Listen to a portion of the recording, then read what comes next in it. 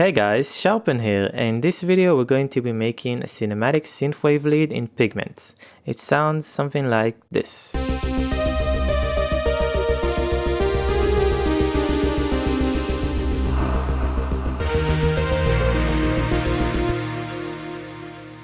Okay, so this is a fairly basic sound in Pigments. All alone it sounds like this.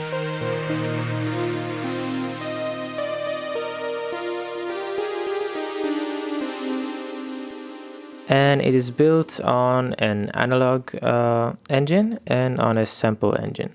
So let's start by disabling the effects and let's go one by one. So we'll start with the analog engine. We're using all three oscillators. We have 2 triangle waves and 1 sine wave. And I'm changing the width of the triangle waves so that they sound more like a saw wave. So let me play you an example.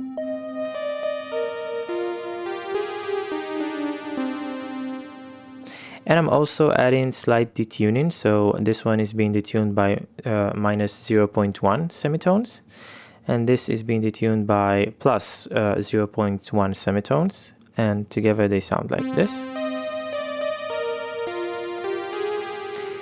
And then I'm adding some modulation using the noise oscillator, and as you can see it's sitting in the middle right now in white noise, and I'm adding a 0.001, so the smallest amount I can add, and I'm using keyboard tracking to increase the noise source into a red noise the farther I go up the keyboard.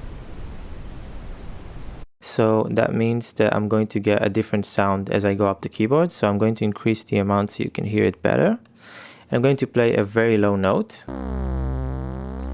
and you can see that the noise is in blue territory, and if I play a high note it's going to be on the red side. So red noise basically makes this very weird warbly detuning thing, so I'm basically increasing it the higher I go up the keyboard because I want the low notes to be stable. I don't want my low notes to sound like this, so that's why I'm only adding this red noise modulation to the high notes. And in order to do that, I just clicked here and dragged it into the source, and it's on minus 0.86. And in addition to that, I'm filtering it a bit at 50k hertz just to remove some of the highs because I want it to sound more like an old school, more sampled sound, so it doesn't have all of the perfect high end till 20 kilohertz. And in addition to that, I'm adding a noise, and my noise is just an open hi-hat. I suggest going with hi-hats that sound more like an old school ride sample. And I'm lowering its pitch by quite a lot. This is the original sample, but I want it to be a lot lower. And I'm also enabling keyboard tracking, so that means that the notes also change as I play them. So for example, and then I'm enabling granular mode, which means that it's going to play small grains of the sound over and over again. So I'm setting the density to be quite high, 27.6 Hertz, so that's quite a lot of grains at the same time.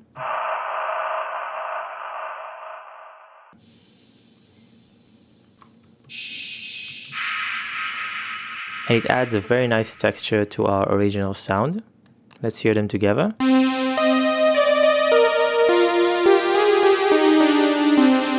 And without keyboard tracking, it would sound very stale and boring and not like a sampled instrument, because every note gets the same noise. So this variation between the notes and the noise creates a very nice sound. And then we're adding effects. So I'm sending to an aux send, and I'm adding some delay. The time is 1/8 of a note dotted. I'm adding quite a lot of feedback on ping pong mode. So basically we're getting a lot of delay back. You can hear it. And I'm just using a stereo panning plugin to add just some movement between the ping pong returns.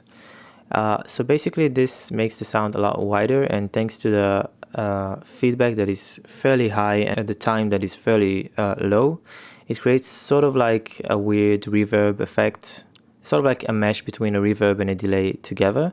So without it, it would sound like this. And you just get the decay from the volume envelope. And with it, you get this.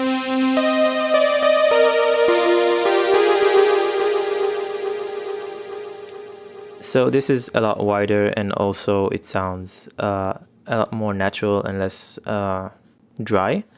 And then the one thing that I didn't mention is just creating a volume envelope. So I did a 4 seconds decay, no sustain, and a 3 seconds release. This creates a very nice sound that you can improvise with, and you don't need to worry about leaving the notes that you play. You can play the notes staccato and leave them alone, and they will still decay for quite a while, which I think works really good for this sound. And that is pretty much it for it. And then just for this tutorial's case, I added some bass so we can get the feel for the sound.